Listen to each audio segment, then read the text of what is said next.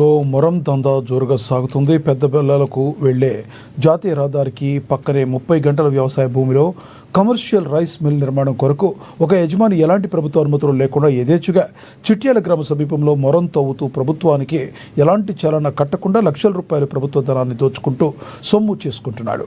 గత నెల రోజులుగా భారీ వాహనాలు టిప్పర్లతో మొరం తరలిస్తున్నప్పటికీ సంబంధిత అధికారులు చూసి చూడనట్లుగా వ్యవహరించడంపై పలు అనుమానాలు వ్యక్తమవుతున్నాయి.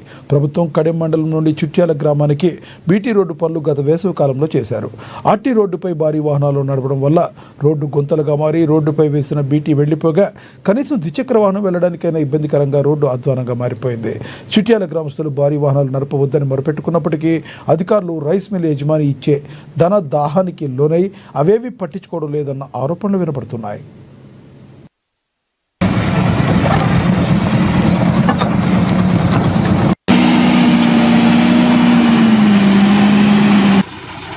అది ఇప్పుడే పోతారు దాన్ని అదే అలా ఇంకా వాడుతుంది కావచ్చు. 15 ఫీట్లు వస్తున్నది ఇది 9 ఫీట్లు మరి 10 ఫీట్లు సార్. ఇప్పటికి వాళ్ళు 5 ఫీట్లు అంతనే వేసుకున్నారు. కానీ ఇప్పటికి ఎన్ని టిప్పర్లు అయింది?